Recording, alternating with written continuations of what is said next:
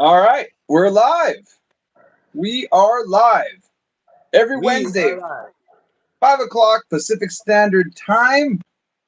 What's your tagline, brother? I always forget. We have a tagline. It's train. You say it. Live clean. Live clean, train. Live clean, train hard. Don't let anyone take your lunch money. There it is. All right. I'll mess it up. I'll All let you right. do that. I'll let you say that one. Today we're talking about should knee stomps. Live fight dirty. That's how the Kaja Kempo guys had it. Live clean, train hard, fight dirty. I instead of fight dirty, I just put don't let anyone take your lunch Okay, money. that was it. It was fight dirty. Yeah, that was the one I remembered. Either way. So So should Should knee stomps be illegal in good. MMA? We already have two people already here listening. Again, if you have questions, if you want to start answering the question before we start talking, if you disagree with what we have to say, especially with John, he is more than welcome to have a conversation with you if you disagree with him. I think So, I think here's my answer. I think knee stomps are terrible. They can destroy your knee, right? They can not only make you lose the fight, but your knee might not ever work the same again. So it's a terrible technique, but I want to think with my brain too, and they're letting me hit that. They let people hit that as hard as they can. So I think if they're going to take out knee stomps because you might have to walk with a limp, but leave in headshots where you can't think anymore if it becomes damaged. There's something there's like the priorities are not right.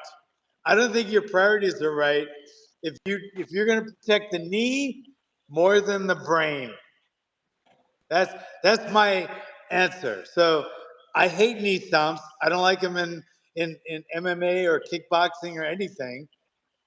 I think it's a cheap way to to score, a cheap way to try to hurt somebody. But what's the difference between hitting him in the chin and knocking him unconscious? I mean, that could do some real damage. So, boom. I don't know. I don't know. I don't know if I don't think you should take him out because, like, what if you could knock someone out really good with a left hook, and they don't want them to get brain damage? So, should they ban left hooks? So, I don't think they should ban them unless they ban other things. What do you guys think? Because there's a bunch of MMA rules that I don't agree with. Um, so the knee stomp. Somebody put up a video of I think it was Khalil Roundtree. He like nailed somebody with it, and the guy had to have surgery, and like it made his knee go the wrong way. It bent the wrong way, and he had to have surgery, and that happens. Not very often, but it does happen. But I mean, I've seen some guys with some horrific knockouts too, and they're out for like 5 or 6 minutes. Where's the uproar? You know? Oh, they shouldn't get hit in the head. They're gonna get knocked out. I mean, why the catering over the knee more than the brain? Is it because they think it's an easy way to win? More easy than a left hook? I don't know. What do you guys think? What do you think, well, Angelo? so, here's my question. I'm wondering. Well, so first of all, Brian Priest says it's a fight. David M. Cruz says beautiful for the street. David M. Cruz says bad for sports, and Zen Baron says probably not. Now, what would you say if a fighter gets knocked out by a left hook? When can they Yeah. get back into the cage? When do you think? And let's go off the UFC because that's the venue you work with. Yeah. When if a fighter gets knocked out by a left hook, through via TKO or a knocked out cold, how much longer until that fighter is allowed to get back in the cage? The brain is tougher than the knee. Feel like the brain is tougher than the knee?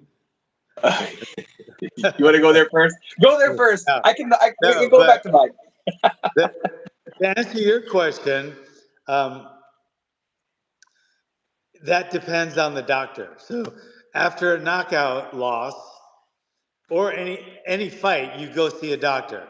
So if you have an injury, it could be a broken bone, a dislocated, a cut, or a knockout. So the doctor decides when you're allowed to have contact training again. So one of my fighters got dropped. Okay, one of my fighters got dropped last week in training, right? So I told him he can't spar again for a month. He can drill, he can grapple, he can hit the bag. He's not allowed to spar again for a month.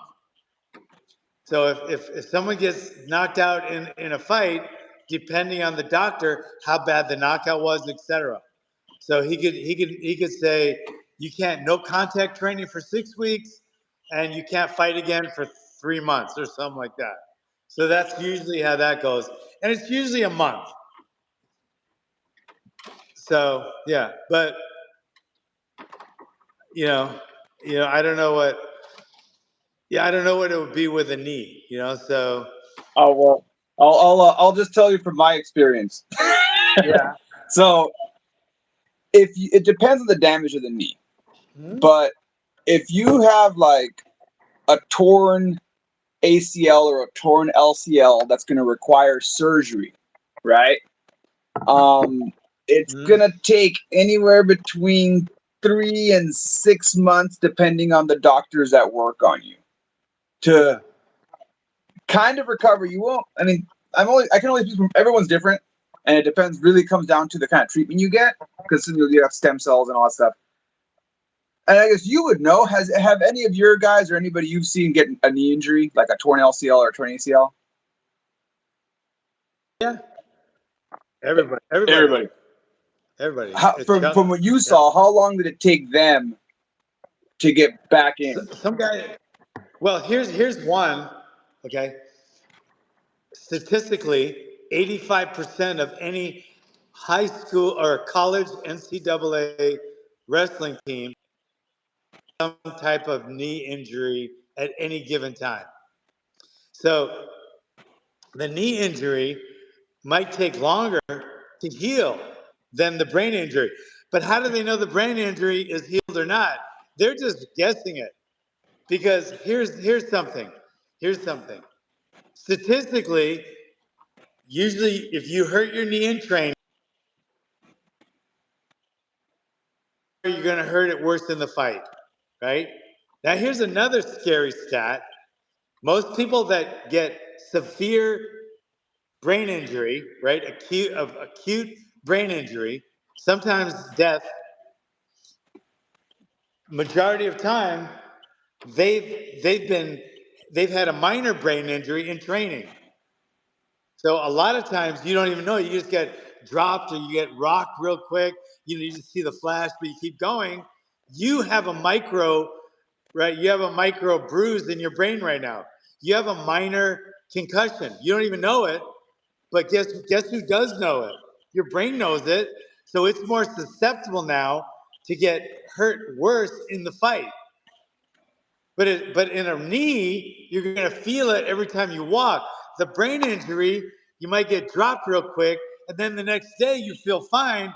But there's an injury in there, and the chances of you re-injuring it even worse go up.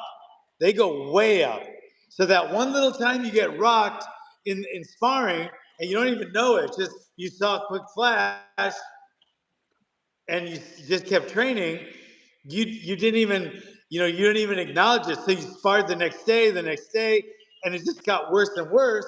Now you go to the fight and you think you're fine, and they test you, and you're fine, and then you get knocked, you get hit really hard. Now you're dead. That doesn't happen for the knee. You get a lot of warning for the knee. Okay, But if okay, somebody that's it. stomps, but if somebody stomps it in a fight, you'll know it until it feels better to go. But I would rather limp than be in a coma with a tracheostomy. Or even Boom. then, like you said, right? Oh, why'd you hit me, man? No, just kidding. So even then, like I think what we're going here with is the idea that the knee injury is easier to identify, but the head injuries, which is completely different topic. We can go on a whole podcast or a different video on how head injuries are sneakier and can end your fighting career, and you won't even know it. Like you said, you'll go in, and some guys don't know when it's tell. They'll keep going in, getting knocked out over and over again, slide down to the bottom of the listings, not realizing that they keep fighting with a head injury. All right, we have a bunch of comments. I'm gonna try to I'm gonna jump in here, and I'm just gonna work I'm gonna work my way up. So Mr. Awak says Thiago Santos was never the same after John Jones. Stephen Thompson was out after months till Daryl fight. Smoky Hands Steve 99. It doesn't make sense to be able to kick someone in the head as hard as you can, yet not be able to attack the knee in that fashion. Just my opinion. David D. Crew. I'm going up. I'll go back down to the ones that are coming right now. On the other hand, the lower back left. Okay, I think he's going off another. Okay, I had 6 traumatic brain injuries with loss of consciousness in my 2000 deployment. Through the years, my brain has been tested for residual issues from the TBIs. My brain has improved. Smokey says no way. It should be illegal. Brian Priest. Off subject. Question. Did you have to test to get your white belt in Kajikembo? Let's answer that because that could be a yes or no. Did you have to test to get your white belt in Kajikembo? No. No. Okay. The answer is That's no, Brian. that's the sell. Mr. That's the selling point. That's a selling point. Yeah. That's the That's selling point people do now. Like they have a mass intro, and then they do some karate stuff. They invite kids. They go to a school, and they say, "Earn your white belt." Then the kid does like breaks a little board or something, and they give him the white belt. Kaji Kempo, they didn't play that. It was like white, green, brown, black. Yeah. So, Mr. Awak says knee injury takes 6 months minimum.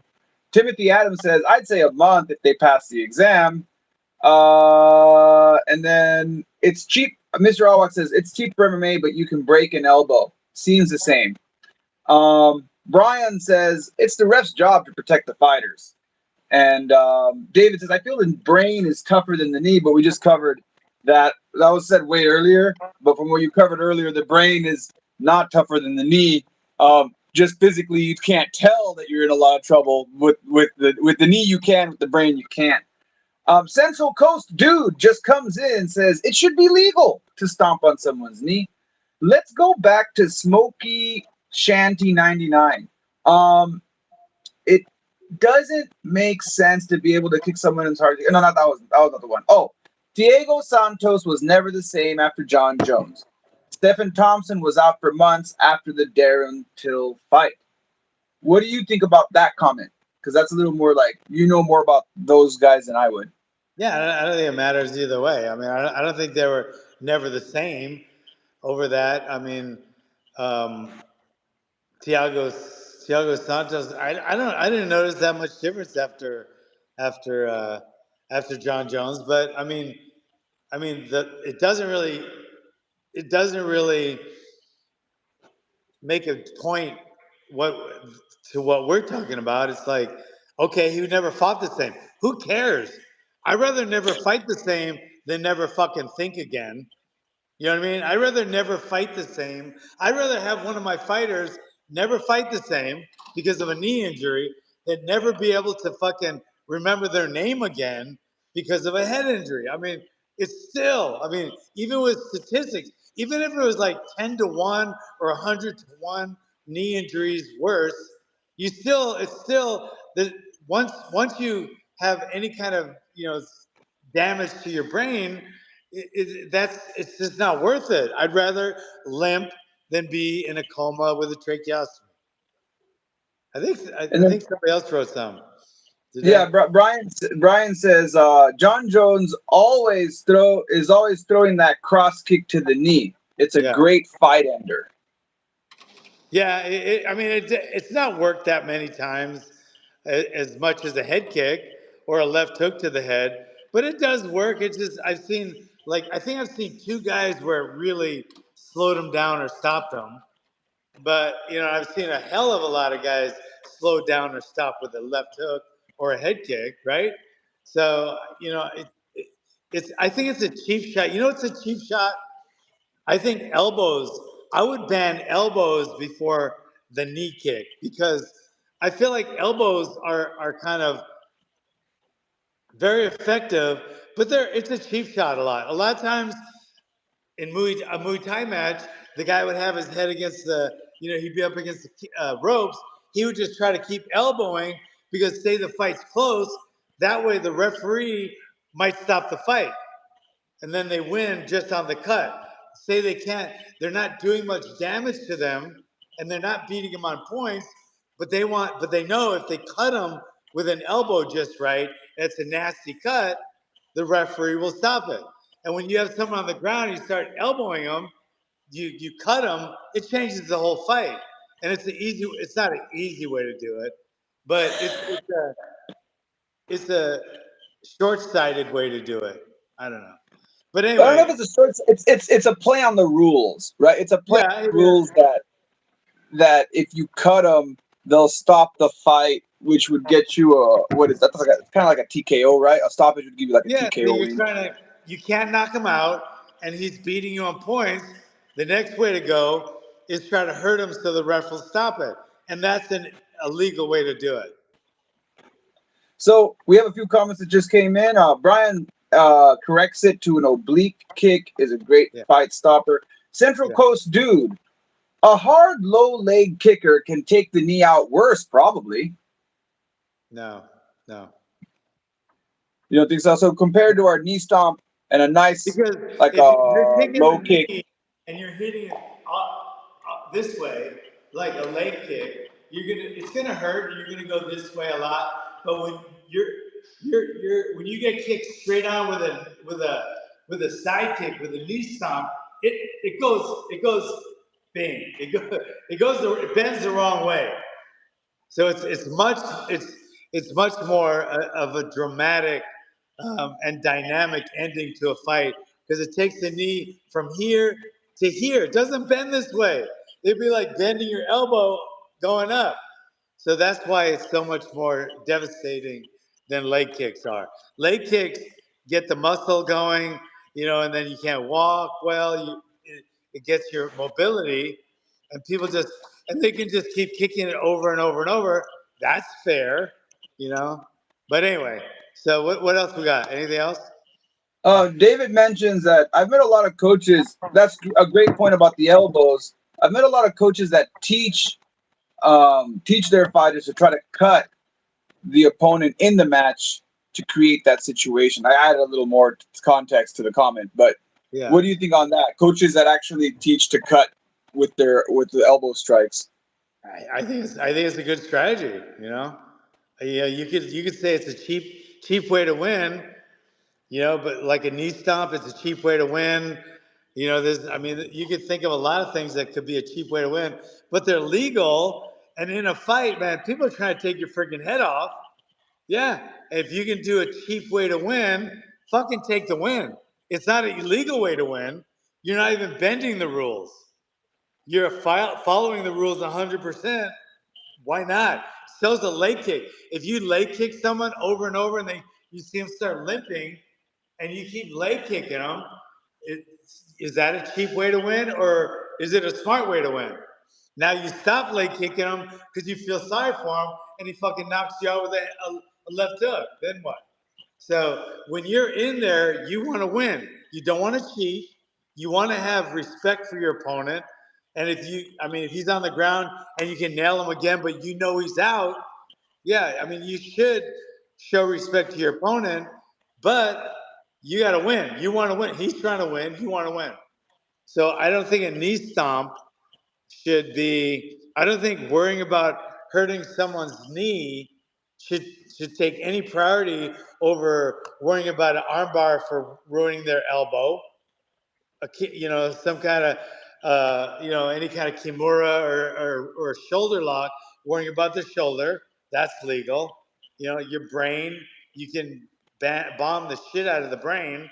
So I don't know why they're isolating the knee stomp as opposed to all the other ways to hurt the human body. Zen Baron says feinting a jab to a low kick is a great setup. And then what I was going to add is like, so what we're kind of, I guess I'll put this as a question. Do you feel it's a slippery slope? As soon as we start saying this should be illegal, that should be illegal, we should start illegalizing this. Do you think it's a slippery slope towards the rules completely changing into something that doesn't look anything like what's happening right now? No, I don't think it. I don't think it would, or it is, or I don't think it's a slippery slope. I think it's just, along the way somebody doesn't like some, and I don't see the rules. I don't see them messing with the rules. They're really good at the rules. Big John, McCarthy is a big contributor. He's one of the main guys that, um, um, made the rules, went over the rules. There was a couple other guys, and they made these rules. Like I have a much bigger problem with small joint manipulation, right? 12 to 6 elbows. Why is that a rule? I don't know. I do know, but it's dumb. It's not dumb why they did it, but it's dumb what it turned into. Um, Hitting the back of the head is legal. I mean, illegal, but hitting the front of the head is legal. There's no difference. There's no difference. It doesn't hurt it more. It really doesn't, you know? So there's some rules that bother me. A woman getting a 5-minute break when she gets kicked in the groin just because a man does, you know? We have our reproductive organs outside of the body. Yours are inside. If you get kicked over there, you don't need 5 minutes. And I don't have one, so you can say I don't know, but I've talked to plenty of people, including my wife. And she says, you know, they get that all the time. Why is it all of a sudden one kick and all of a sudden it's like, ooh? Anyway, I don't know. That's my opinion. So I'm gonna add a little bit to that, to the back of the head punch. Yeah. A lot of this has to do with and they're looking at research, and I don't know if it's related to fighting or not. Maybe you could come up with this, but a lot of brainstem injuries. So like your brainstem is located right there in the back of your head. So if you're here, okay, if you get hit here and your brainstem gets injured, there's just a higher chance of instant death because it controls all of your automatic motor functions, like your heart and your entire body. Like all your how do I put this? All your internal organs are controlled by your brainstem. So if that gets injured, it can be an instant death. Why originally they came up with that rule, I think in boxing, and that kind of transferred over into MMA as they started. But if you look at it, when you get hit, your brain is is floating in fluid, right? So when you get hit really hard in the front of the head, the injury happens in the back of the head because that's where it bangs against the skull. So it's called a coup counter coup. So when you get hit wherever you get hit, the injury is on the other side of where you hit it. Okay, and when you're talking about the brainstem and they do the spine a lot too, that's a lot farther down. It's a couple inches Yeah, from there. that's located more here, Yeah. right back here. So even the Not not brainstem, here. the brain Not the here. brainstem's down there too. So it's close, but then again, I mean, there's a lot of things that are close. You can hit the fucking body. I mean, all the way an inch from the groin. I mean, you can hit them anywhere, right? I mean, and it won't matter. So if you're pushing on someone's face, it's that's not illegal. But go an inch down, and you're in the eyes. So it still doesn't make much sense, the back of the head thing, but it's one of the rule. It's a rule. Why 12 to 6 elbow?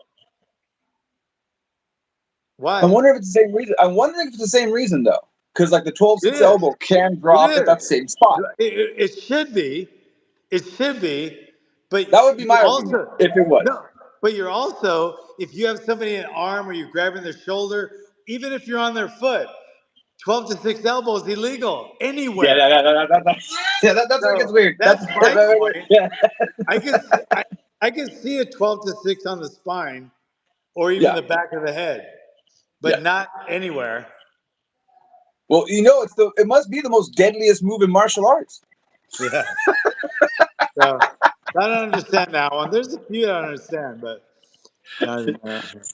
So we have a few questions rolling in here. So going back, David M. Cruz says, seems like judo and jiu-jitsu have been trying to protect the knee as well. Is there a commission behind watering down these techniques? I know that IBJJF, um, they ended up making a rule a long time ago about no more ankle locks, only straight ankle locks. And I believe some of the divisions, maybe some of the upper divisions, they changed the rules for that. No gi allows leg locks still, but I don't know. Is there a commission behind watering down leg lock techniques or that kind of stuff that you know of? oh, I gotta move we gotta move our podcast because my wife A has a class is little coming. class going. So let's move it up. But anyway, Okay. all I do is move that. Okay. You know, her So little here. while Wait. John's moving his office, just to answer your question, David, the IBJJF does have a rule that you can't do leg locks. You can do straight ankle locks, but you can't do twists or knee bars for that matter. The Yeah. no-gi divisions are different; they allow that a little more. The commission behind, well, I just mentioned it, right? So if you're asking about a commission, the IBJJF is the commission that made the rules for that. Yeah. But And I that's mean, more connected to the that's connected to but the they to use the word Gracie and Casey watering Bond. down. I mean, I don't think any rule is watering down the sport. I think, even if they're trying to make it safe by, safe by, you know, excluding certain techniques, etc. I don't. I mean, I can't think of any techniques in the UFC that the rules are being watered down, and I don't think it's too brutal. I think the rules are perfect right now, but I don't understand why somebody would want to water down the rules right now by stuff like a knee, a knee stomp. And if they say, "Well, you just don't have any heart and you're so cruel and mean," it's like, no. If you want to go all the way, go all the way. Don't let them damage their brain. But they can damage the brain. The testing they're doing isn't sufficient. There's still people getting punch drunk. There really are, especially in boxing, right? You can just hear them talking. I've been around the sport long enough where I've seen dozens of people that I've even trained with that are they're still like active fighters, and they can barely sounds like they're drunk when they talk, and they're still passing. They're able to pass the test because it's not really that tough of a test to pass. And even if it was, it's too late, guys. You might say, well, you can't fight anymore. Great, now you got a punch drunk guy. Now he can't fight anymore. You're not going to get better. So I don't understand why the protect the knee more than the brain. So we have some more comments. We're about to wrap up. We're getting close to our wrap up time. But before we do, if you have any more comments, flood us now. Flood, They love to do that. flood. They love. Yeah, I just I said it in the comment. Just kidding. So our first comment, Rob Burke. Let's face it, they only created these rules to pacify the squeamish. David M. Cruz said like C1, C4, something like that. Guitar rock forever. Great point. Your wife has a great point. Guitar Rocks Forever also says John is a medical professional. He should make the rules. Brian Priest, because someone saw a brick breaking demo and said it was too powerful. Oh yeah, he was talking about the 12-6, 12-6 That elbow. is part of Someone it. That saw is part of it. a You want break me to tell you breaking the you demo. want me to Yeah. tell you the rule? You want me to tell you why they made that rule? I'll tell you when they made it and why they made it. Big John. That's when they were doing the New Jersey was trying to get. They were trying to move into MMA. It's illegal there. Now all of a sudden it was legal in Nevada, and that was kind of the place where everybody was looking. So like Nevada, New York, even California, they were kind of Las Vegas was leading the way. Then California started going. So California and Vegas were leading the way. Now, my guy was fighting in New Jersey, right when they were on the cusp and they were letting it legal, but they were still like not really crazy about it. And my fighter, Gam McGee, I forget who he was fighting, but they had him, they were trying to take him down, and he started 12 to 6ing, like right in the back of the head. Okay. And that was terrible visual. Didn't hurt the guy, like he didn't really permanently hurt him, but it looked terrible. Gam McGee was 6'11", and he was just nailing that guy, and the guy let go. I think he knocked him out with that, but he didn't have any permanent damage. But the look of it made people just like, oh no, it's too brutal. And that's right when they were starting to legalize in certain states.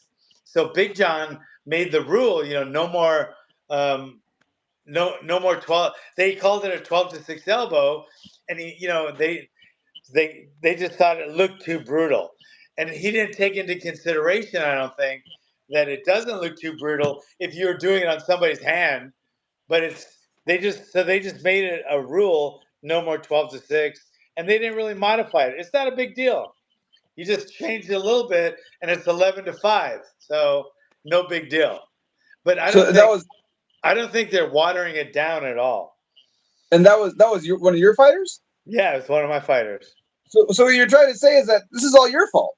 That's what John McCarthy told me. He was like, "Why are you complaining? It's your fault." So anyway. All right. Well, John, I think that's it. Well, the last one was the chronic trauma. I can't pronounce that. Is brutal. Yeah. So yeah, our comments are pretty much wrapped up. You answered all of my questions, unless you have something else you want to tell them. No, I It's like when fighter pay or fighter union. When people say I don't want to fight. I think unions are terrible. I think it's communist. And I don't think fighters unions are good. But I think, and so people say, well, you don't care about the fighters and you don't care about their pay. First of all, if someone's stupid enough to say that to me, maybe they don't know that I get paid percentages. So I get paid of a percentage of what my fighter makes. So of course I want them to make money. It's stupid that I don't. Just because I don't like unions doesn't mean I don't want more money. Of course I do. That's just completely ludicrous. I wish fighters made more money, but who should have to pay them more? They always say, well, Dana should have to pay his fighters more. Does Bellator? Does Tachi Palace? Does Chumash? Should all the other littler shows have to pay their fighters more too? Or just Dana? Because everybody wants to punish the most successful guy, right? They don't even care about the other organizations.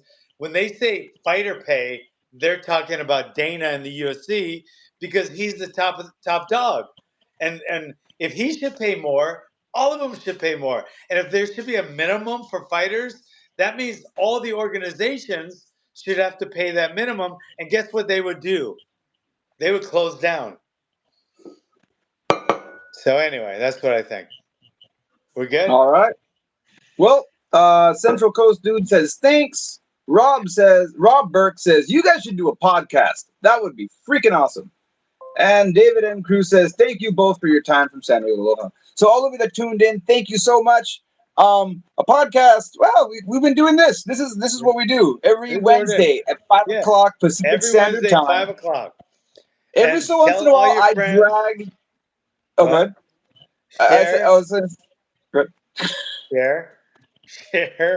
Share, and like. I don't even know about liking. Everybody always says that. So I guess it means something. Why. But it means you can like it. Share. I think share is more important. Share it. Yeah. Sharing and commenting. Honestly, from what I know, sharing and commenting are like way better. If you like it, great. Share and comment. Maybe you don't like it. Yeah, for the podcast comment, every so once in a while I do drag John onto my podcast, and he'll go through that with me once in a while. So you can keep an eye out for that. Isn't this a podcast? What's the difference between this and a podcast? So a podcast is going to be put on iTunes. So my podcast is here on YouTube. It can't be live. It's uploaded onto YouTube, and then the podcast, I grab that audio and I put it on iTunes, and then that's thrown all over the internet in podcast format, so you can listen to just the audio. That's the difference. But what about the video? Joe Rogan has a podcast. It's on audio. It's on video. Yeah. So he does the same thing, right? So what he's doing is, and he took it off YouTube because he's not on YouTube anymore. He's on Spotify. Right. But what with of the Spotify, what he's politics. doing is he puts a video up, but he also has a separate audio, and that goes also to Spotify. Now Spotify has the Right. contract, so Spotify has all the podcasts. You can Right. listen to an audio.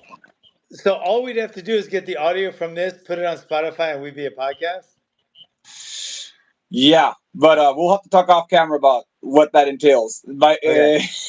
if you want to Somebody do the else work, just we'll talk wrote about that. something. We won't drag all our viewers and listeners into a meeting between two of us.